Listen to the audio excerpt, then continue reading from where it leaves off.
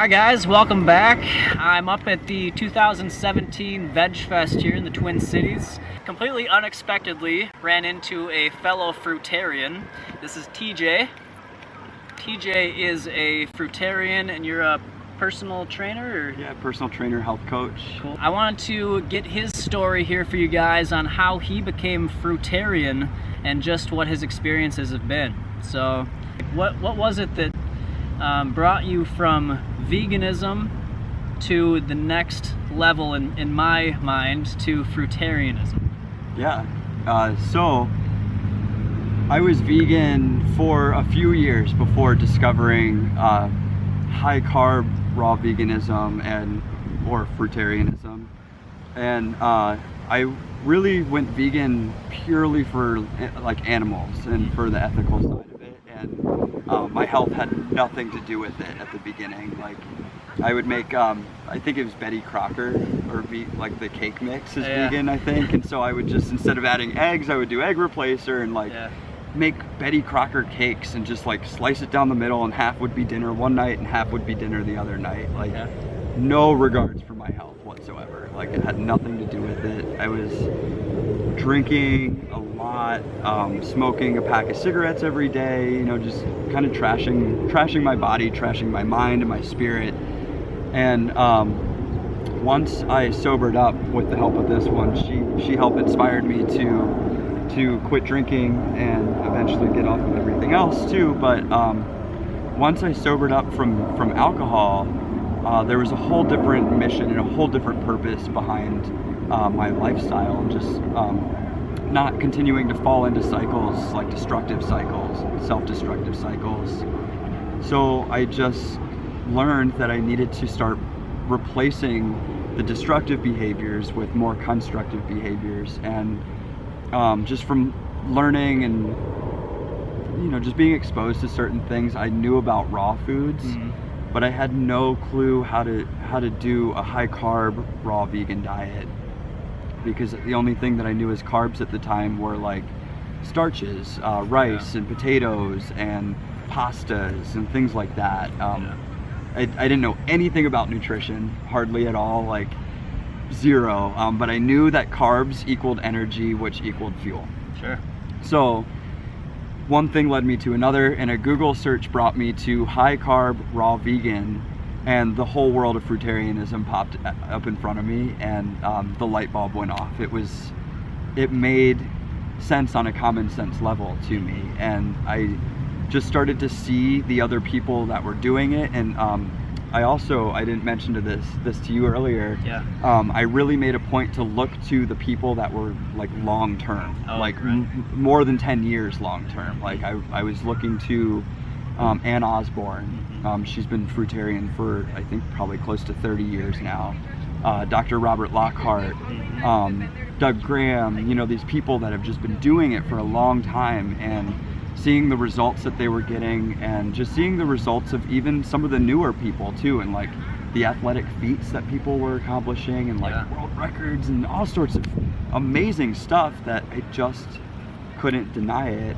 And I decided to do a 30-day challenge for myself and just do like raw for 30 days, and I stuck to it almost. I did pretty good for just jumping into it, but that's what really got me to at least feel it, because I put so much fruit in my body that month.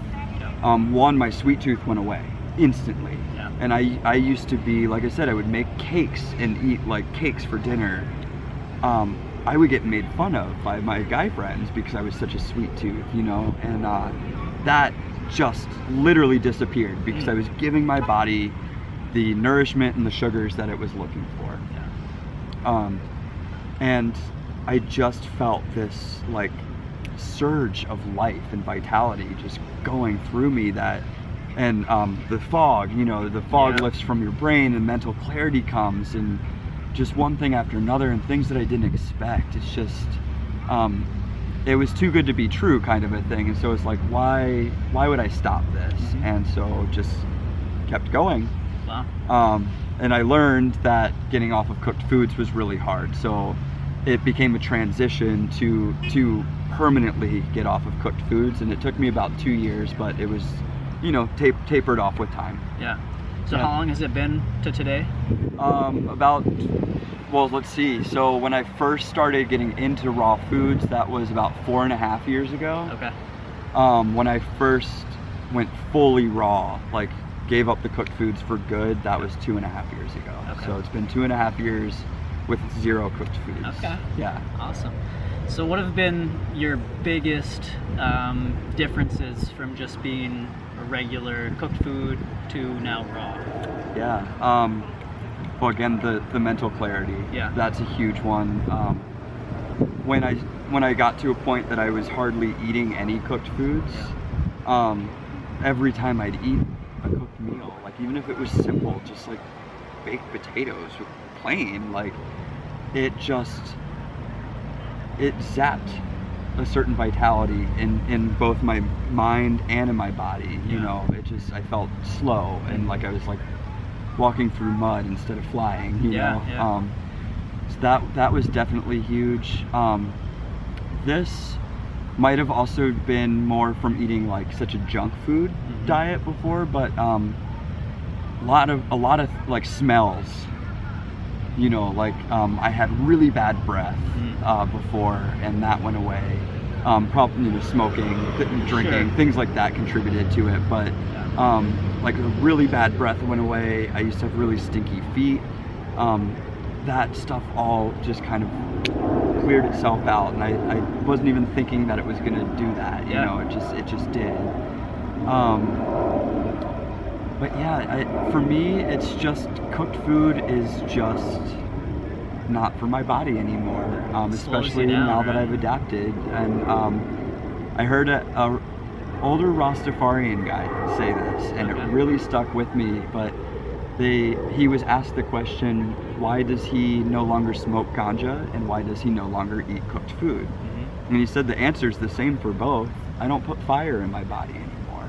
He said fire rapidly begins a decaying process. If, you know, if you have a piece of wood and you leave it off the fire, it's gonna stay around for a pretty long time before it's like fully decayed.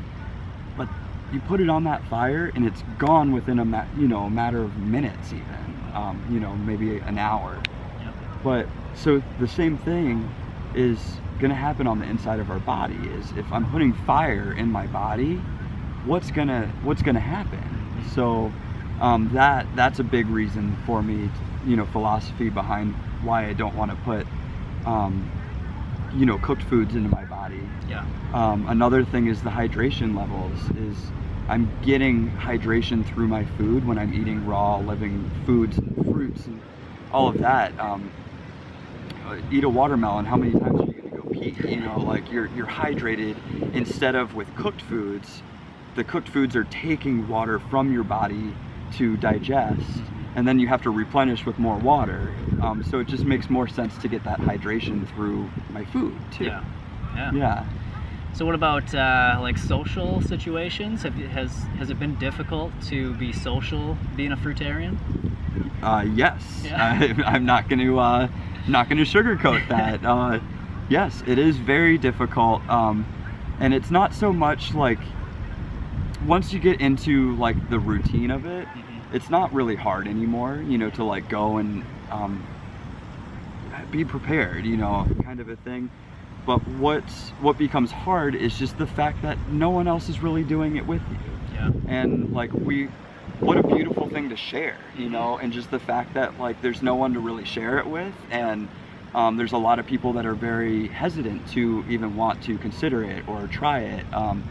That can be really draining, you know, and like it can just take a lot out of you, because you're like, oh, like I know I gave the metaphor earlier when we were chatting, is like if someone's down in a hole and you can see that they're struggling, and you reach your hand down and say like, come on, grab on, like I can help you up, or like I have a rope, even like I have this tool that I can send down and like help you out. And like they don't want to grab on, and like that can be really hard and frustrating to a lot of levels. So so yes, it is hard.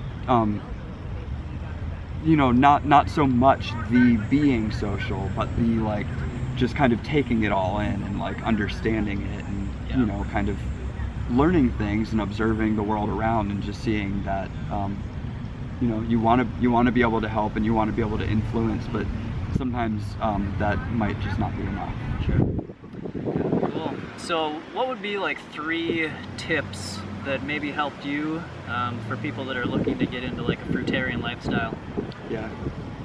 One, know your reason. Like you're not gonna do anything that's hard to do if there's no conviction behind it, right? So true. like Yeah. you have to like understand like why are you doing this? Like, is it that you're a vegan and it's an extension of veganism and you can even take that compassion and that non-violence to even a higher level? Yeah. Is it that you have a chronic illness that you need to reverse and like this is going to be your magic ticket to do that? Whatever the reason is, like understanding what it is and like always being rooted into it. That I think is really important. I think another thing too is just understanding the impermanence of suffering, in the sense of like in the beginning of any major change, whether it's giving up alcohol or changing your diet or trying to get into exercise and fitness. Brooksy, come here. You know, whatever the changes are, it can be really hard at first. It can be really stressful, and there can be a lot of suffering attached to it, right? But if we just keep running the course and stay on track, eventually that suffering depletes, or it goes away, and it doesn't become such a burden and such a hard thing. So it's like, if you can do the work to get past the emotional hang-ups, to get past the physical hang-ups, even the spiritual and energetic hang-ups, if you can just stay on track and keep going, it gets easier and easier and easier, and the suffering becomes less and less and less. Yeah. Was that was 2? I think that was 2. Yeah. So one more I would say is find community, and I don't necessarily mean that it has to be in person, right? So nowadays we have Facebook groups and we have Instagram where you can search through tags and things like that. Like, I don't think I would have made it through my initial stages if I didn't have like my online friends to like their pictures and they were liking mine, and just like to feed off of each other and like learn new tricks in the kitchen, and like, you know, just like see someone's like meal, I'm like, oh my god, I would have never thought of that, like so cool, and then you try it and it's like your new favorite thing, you know. Like, I think that's really important to have that community, especially when it's something where you may not have a lot of people right around you that you can actually like touch and you know, be with. I do think that is important to be able to learn. Cool. Yeah. And going back to your second point, or your second tip, I like something that Tony Robbins talks about in some of his videos, where at first something seems difficult. When you switch over to something new, it's going to seem difficult. So he uses the example of having somebody write their name with their regular hand, and then writing their name again with their opposite hand, but doing half of the letters, so every other letter. So there's less letters to write, but it usually at first is going to take them like 3 times as long. But as they have done it for a while, then they get used to it, and it becomes easy to them, and so then it takes like half the time to write out. So it really just shows that at first a new thing is going to be difficult, but if you stick with it and you just stay the course, it'll start to become more natural and much easier. So absolutely. And it's mastery, you know. Repetition is mastery, and like I say that all the time, whether it's fitness or whether it's just life in general, like what we repeat we become and we master. And so exactly as you're saying is like through that repetition process, it actually takes making mistakes to learn, right? So I think that's also a really important thing. I'd like to add a fourth tip in, actually, is to learn how to not place burden on yourself when you do trip and fall.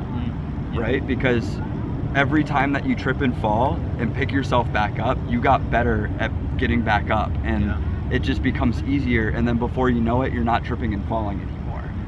And so I think it's actually more of a harmful response to trip and fall and be like, like, why are you tripping and falling? And like, you know, like being like mad at yourself about it. Be like, if you can meet yourself with compassion and be like, I tripped and fell again. Like, I really scraped up my knee that time, you know, like, you know, like, be compassionate with yourself and be like, okay, like, how can I best pick myself back up and get back on track and keep walking down that path?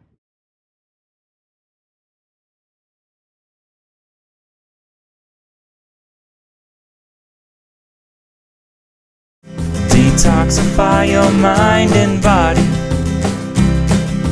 Be the change you want to see. Small steps towards living better. Small steps to where I want to be.